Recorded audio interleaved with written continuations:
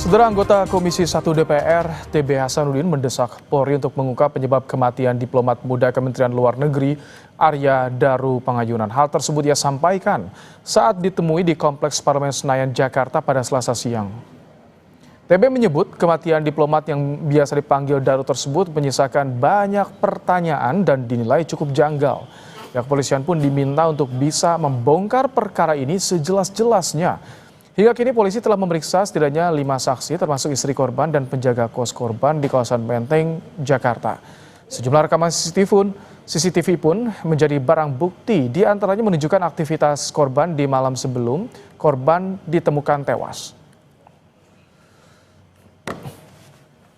Melihatnya cukup janggal, apalagi kalau ada ahli yang mengatakan bahwa itu bunuh diri.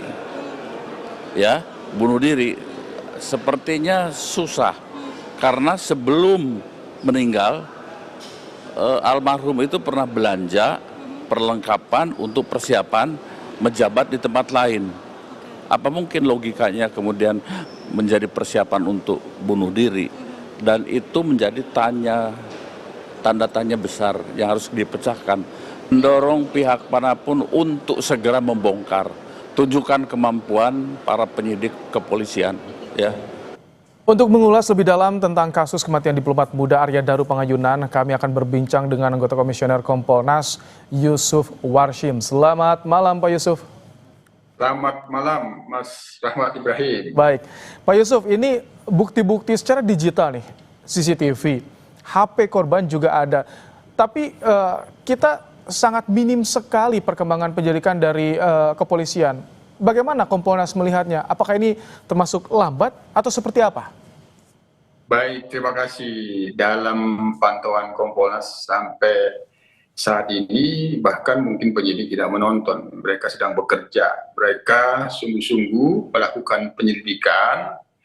Memang kita lihat pada peristiwa ditemukannya meninggal dunia almarhum ini, penyelidikannya memang penguatannya pada scientific crime investigation. Pertama, scientific crime-nya itu tentu ada pada TKP. TKP ini harus betul-betul ori. Karena di TKP itu dapat menunjukkan apabila itu diduga kejahatan, tentu kejahatan itu dipastikan tidak sempurna. Dipastikan meninggalkan jejak-jejak. Nah, apakah jejak itu bersifat fisik atau jejak digital. Nah, tentu di TKP itu. Yang kedua, terkait dengan di TKP sendiri ada CCTV, begitu juga apabila ditemukan ada handphone korban, tentu itu bagian dari jejak yang perlu terus diungkap. Nah, memang penguatannya pada scientific crime investigation yang itu memerlukan dukungan kuat pemeriksaan laboratorium forensik, tentu kita memang harus bersabar. Kompolnas sendiri sebagai pengawas tentu tetap mendorong profesionalisme. Penyidik kita memang melihat penuh kecermatan dan kehati-hatian. Tentu kami sendiri tidak mendorong pada satu duga-menduga. Ya, ini yang penting fakta-fakta itu dikumpulkan. Dari semua fakta-fakta, baik itu yang sifatnya digital maupun non-digital, itu dikumpulkan.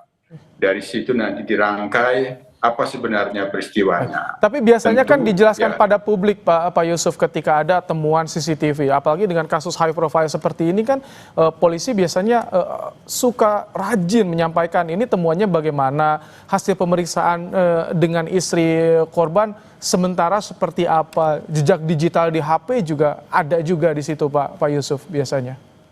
Ya, tapi dalam monitor kita dari Humas Polda itu ada sedikit menjelaskan juga terkait dengan adanya komunikasi dari pihak keluarga yang itu diduga istri kepada penjaga. Itu kan sudah memberikan penjelasan yang untuk sementara menjelaskan dugaan mondar-mandirnya para penjaga kos itu. Tapi tentu untuk selanjutnya kan ini perlu dianalisis menjadi sebuah rangkaian cerita sampai ditemukannya, sampai mencongkel jendela itu, terus membuka pintu itu, kan itu kan rangkaian cerita yang itu perlu dirangkai. Nah, hanya sekali lagi memang kita sangat mendukung bahwa pengungkapan kasus ini penguatannya pada scientific crime investigation. Misal di TKP kan memang apabila ya sekali lagi itu peristiwa kejahatan dipastikan tidak sempurna. Kalau memang ada pelakunya yang itu kita duga, tapi ini tidak bermaksud mengarahkan apabila memang itu diduga ada kejahatan, apakah itu ada potongan rambut yang jatuh, itu rambut siapa, itu kan bisa dilakukan pemeriksaan DNA. Ya, Tapi informasi yang didapat Kompolnas sejauh ini bagaimana sih gambarannya konstruksi hukum sementara? Karena banyak sekali bola liar yang muncul dari kasus ini. Benar, ini kasus yang high profile, bukan main-main, sehingga perlu kehati-hatian. Sampai saat ini kami monitor, penyidik terus mengumpulkan fakta-fakta, dilakukan pengajuan pemeriksaan laboratorium. Jadi itu yang harus kita pastikan dan dia betul-betul harus cermat. Nah, pemeriksa laboratorium forensik sendiri kan tentu tidak mengetahui ini siapa yang harus diperiksa, jejak digital siapa. Semuanya itu independen. Itu pun agar valid hasilnya. Ini yang termonitor saya dalam kegiatan penyelidikan yang dilakukan oleh penyidik Polda Metro Jaya, yang itu memang terlihat kesungguh-sungguhan. Ini yang harus kita berikan kepercayaan. Sekali lagi, saya yakinnya bahwa pengungkapan kasus ini peristiwanya apa, penguatan penyelidikannya ada pada pendekatan scientific crime investigation. Salah satunya adalah analisis digital forensik pada HP korban. Biasanya perlu berapa lama untuk analisis digital forensik jika alat-alatnya ini banyak yang menunjang CCTV dan juga HP korban ini?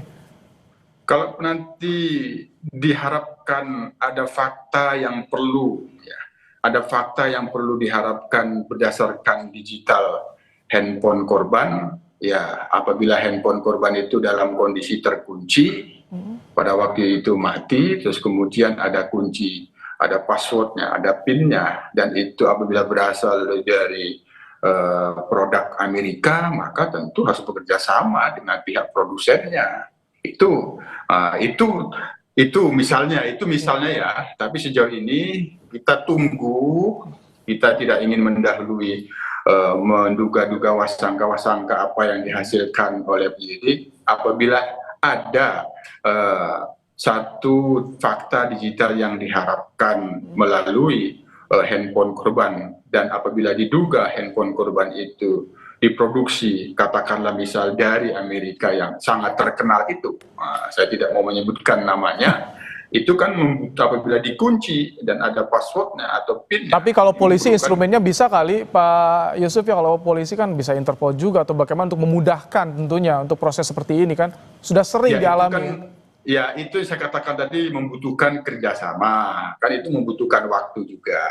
Tapi sekali lagi dalam pantauan Kompolnas sejauh ini Mas Rahmat, penyidik terus bekerja, kami sendiri mendorong tetap profesional, jangan terpengaruh kepada opini-opini apapun, meskipun itu bisa menjadi saran dan masukan. Semua itu berdasarkan fakta-fakta yang harus terus diungkap, dan itu yang harus menjelaskan.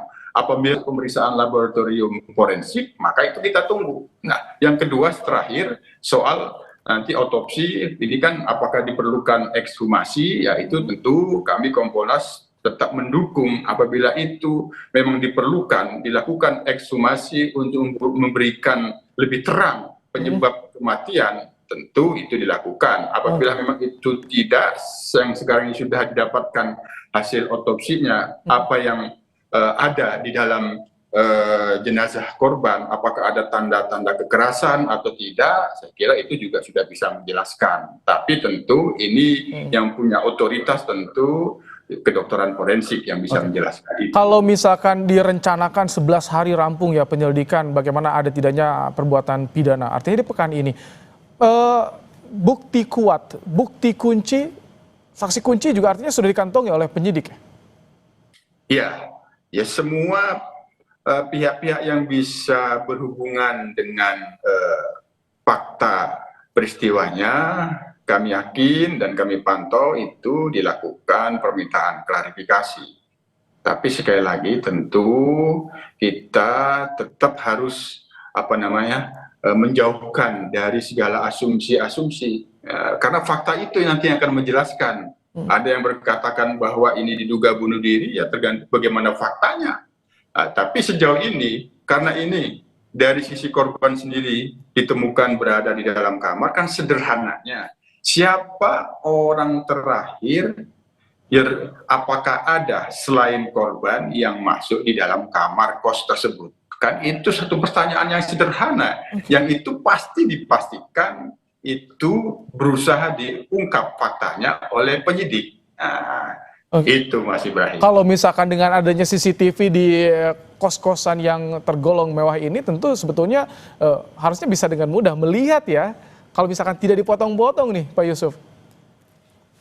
Betul, maka dipastikan kan tadi yang saya katakan TKP itu yang sudah diolah TKP 3 kali itu memang benar-benar ori, termasuk CCTV yang berada di TKP yang itu menyorot jalan ke kamar yang kita lihat ada pintu kamar. Nah itu dipastikan ori semuanya. Disitulah akan diketahui berdasarkan analisis digital forensik. Disinilah penguatan scientific crime investigation itu yang kita diperlukan kesabaran sedikit, Mas.